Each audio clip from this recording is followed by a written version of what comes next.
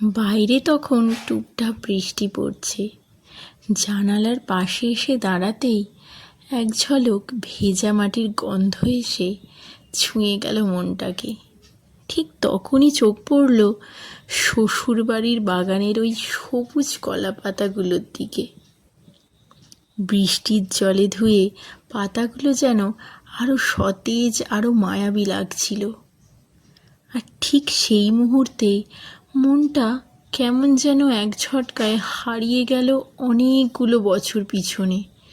মনে পড়ে গেল ছোটবেলার সেই বর্ষার দুপুরগুলোর কথা, যখন বাইরে এমন অঝোরে বৃষ্টি হতো আর আমরা সব ভাই বোনেরা মিলে ঠাম্মার হাতের সেই খিচুড়ি আর ইলিশ মাছ ভাজার জন্য অপেক্ষা করতাম। জানলার সেই গ্রিল ধরে বৃষ্টির ফোঁটা গোনার সেই দিনগুলো আজ কত দূরে। স্মৃতির সেই জাল কাটতে হঠাৎ মনে হলো এই রকম একটা পারফেক্ট বর্ষার দিনে ইলিশ পাতুরি না বানালেই নয়। তাই আর দেরি না করে বাজার থেকে আনা একদম টাটকা চকচকে ইলিশ মাছের চাকাগুলো ভালো করে ধুয়ে নিলাম। এরপর শুরু হলো আসল জাদু।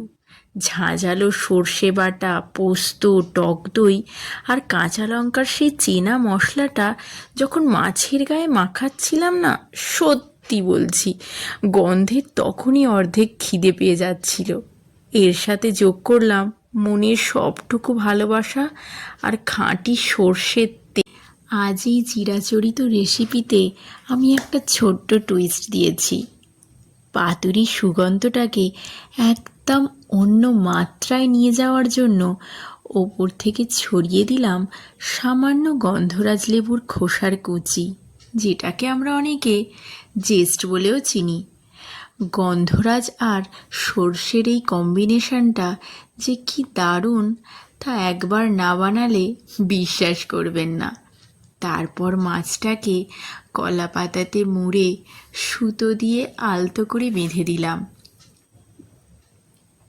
গরম কড়াইতে সামান্য তেল দিয়ে ঢাকা বন্ধ করে একদম ধিমে আঁচে কলা পাতাগুলিকে ধীরে ধীরে স্টিম হতে দিলাম।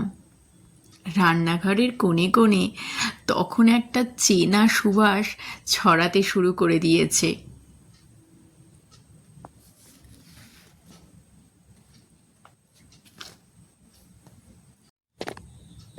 অবশেষে সেই মহেন্দ্রক্ষণ স্টিম হয়ে যাওয়ার পর সুতোটা কেটে যেই না কলা পাতার মোড়কটা খুললাম,